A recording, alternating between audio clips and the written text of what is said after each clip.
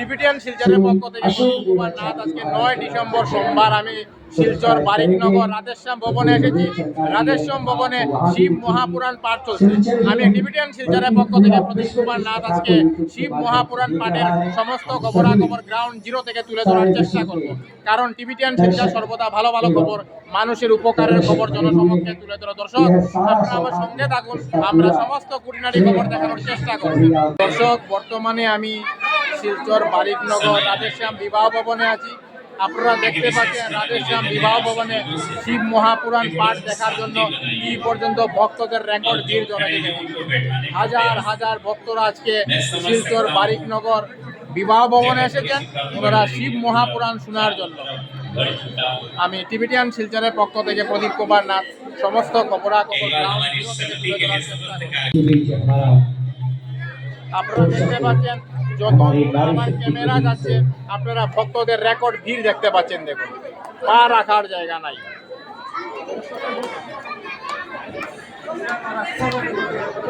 हमारी बड़ी बहन बड़ी दीदी जो कि यहाँ शिलचर में 6 ডিসেম্বর থেকে শিলচর বারিকনগর রাধেশ্যাম বিবাহ ভবনে শিব মহাপুরাণ পাঠ চলছে। আগামী 14 ডিসেম্বর পর্যন্ত চলবে।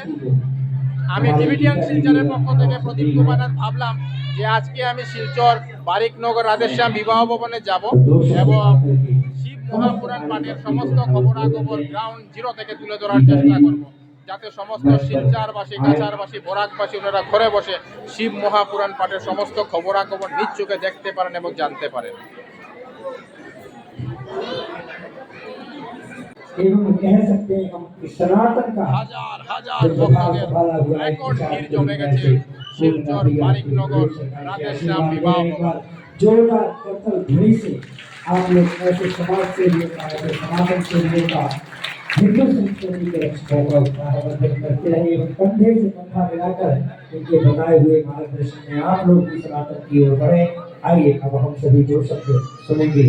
हमारी गीता दीदी के एक बार जोरदार तालियों से इनका मंच पर स्वागत करें।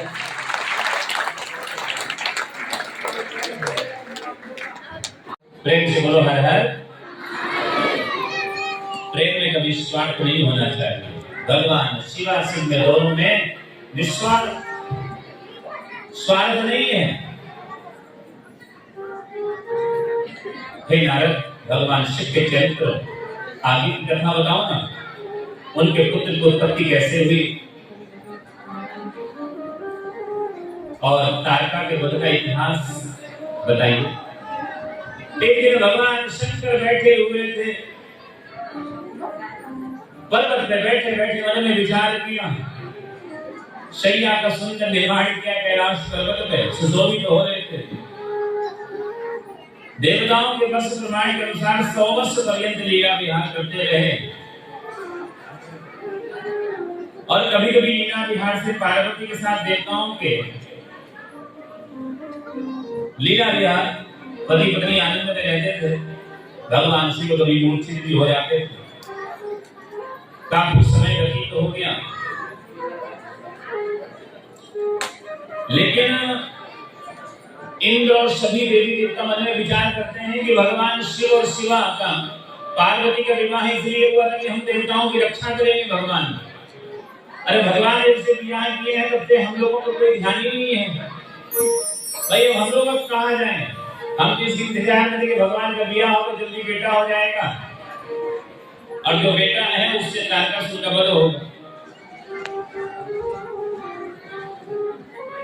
अब भगवान का गति का समय आया कि चलो अब संसार में आए हैं तो बेटा बेटी कुछ हो जाए। सब देवी देवता भागे खड़े हो जाते थे भगवान के पास। भगवान को एक छोड़ते ही थे देवता लोग। एक दिन पार्वती जी ने देखा कि हमें देवता लोग जीने नहीं दे रहे हैं। अरे जब भी पार्वती जी के साथ बैठते थे तो कोई कोई देवता आ ही जाते थे। तो पार्वती ने क्रोध भर के आकर के कहा कि जाओ, तुम देवताओं को शांति नहीं मिलती है, जब देखो जल्दी चले आते हो हमारे पास।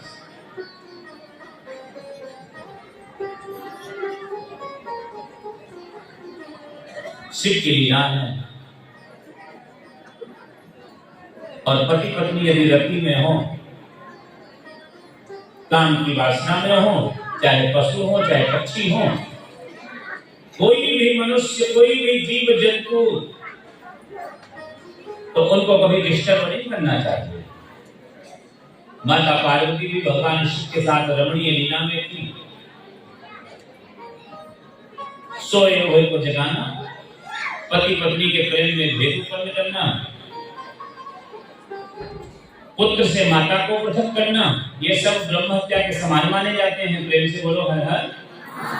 हाँ, कभी किसी को परेशान मत करना।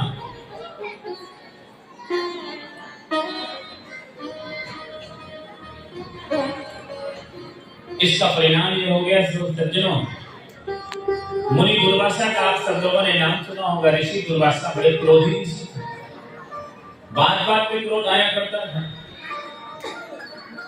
रम्मा नामक एक अप्सरा के साथ मैथुन आसक्त हो और इंद्र को रति से अलग किया। उसका परिणाम यह हुआ कि मुनि को स्त्री से भेद हो गया, स्त्री से उनका छुटकारा हो गया। फिर उन्होंने दूसरी स्त्री के साथ पानी ग्रहण किया। कई वर्षों तक रमण कर वियोग जन्य दुख को दूर किया और भगवान बृहस्पति, देवगुरु बृहस्पति धृतराष्ट्र के साथ मैथुनासक्त काम को मना किया। और उसका परिणाम यह हुआ सज्जनों कि 6 मास के अंदर चंद्र ने उनकी भार्या का हरण कर लिया। चंद्रमा ने, देवगुरु बृहस्पति की जो पत्नी थी, तो सज्जनों पत्नी सुख से वंचित कर दिया। महर्षि गौतम ने मोहिनी के साथ रमण करते हुए चंद्रमा को दूर किया। इस कारण से गौतम ऋषि की पत्नी का वियोग हो गया। तो अगर कोई पति पत्नी बहुत प्रेम करता, प्रेम से बोलो हर हर। मान लो भगवान शिव और पार्वती जैसे प्रेम करते थे, भगवान श्री कृष्ण और रुक्मिणी जैसे प्रेम करती थी। भगवान श्री कृष्ण की पत्नी कौन है?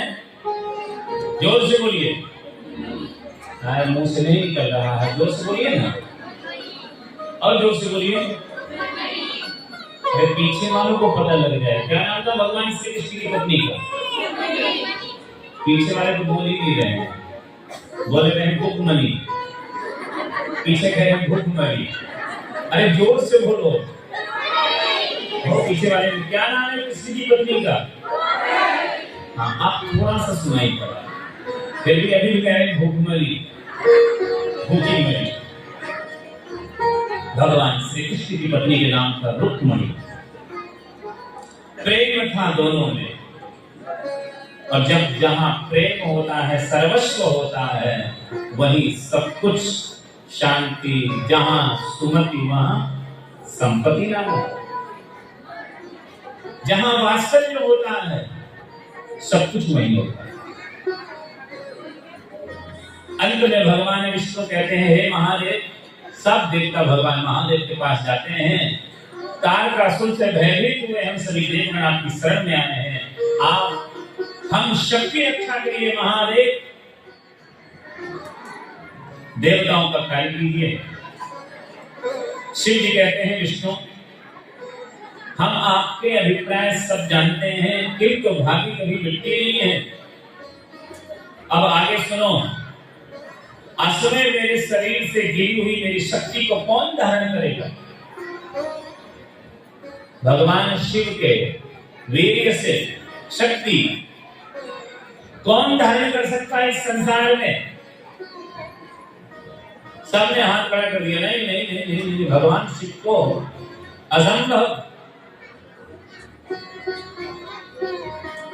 शिव जी ने अपना शुक्र पाठ पृथ्वी पे गिरा दिया। देवताओं ने अग्नि भगवान, अग्नि है ना, अग्नि जो आग की जलता है,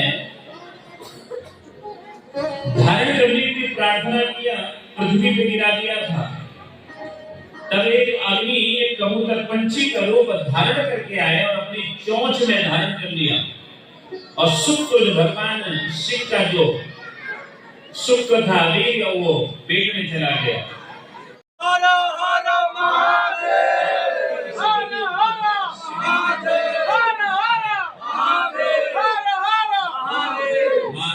हर हर महादेव। ग्रहण करते हैं। आज चौथा दिन आप लोग ये चूल्हा शिव जलाते पुराण हैं। कथा चल रहा है। हम लोग उस खूब चूल्हे में यहाँ पहली इलाकावासी रोटी अभी अशोक को देवाचार्य देना महाराज जी के मुखर बानी से कितने लोग अभी ये को कथा देते की हैं? सुन रहे हैं, रसपान कर रहे हैं। और ये कथा 14 तारीख तक चलेगा, 15 तारीख का समापन हो जाएगा। और हम लोग खूब आनंद में है, खुश में है। और जो शिव भक्त है सबके हम निमंत्रण कर रहे हैं आने के लिए, कथा का रसपान करने के लिए। बस ये धर्मानुष्ठान में ज़्यादा नहीं कुछ बोलना चाहता हूँ, अपना वक्तव्य से। भगवान का नाम सुनने का मौका मिला, थोड़ा सा ही मिला, ज़्यादा तो मिला नहीं। हमको अभी जाना है और शिव जी जैसा भगवान का नाम सुनने का मिला थोड़ा सा, इसलिए मन बहुत आनंद। और ये जो महाराज जी है, महाराज जी भी इतना सुंदर कथा करते हैं। देखिए कितना सब बैठे, 1000 लोग बैठे हैं, सब मन से सुन रहे हैं। सबका मन में एक प्रफुल्ल का भाव। यहाँ जो बैठे हैं ना, गांव के लोग हैं और गांव के लोग इतना आनंद के साथ भगवान का नाम सुन रहे हैं। ये सबसे परम प्राप्ति है। महात्मा जी आत्मा हो, ये सब परमात्मा है।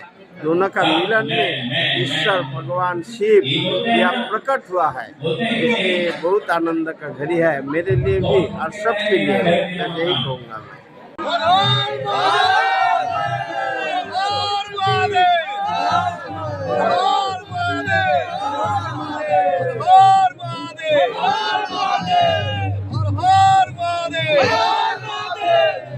টিবিটিয়ান শিলচরের পক্ষ থেকে প্রদীপ কুমার নাথ আজকে 9 ডিসেম্বর সোমবার আমি শিলচর বারিকনগর রাধেশ্যাম বিবাহ ভবনে এসেছিলাম।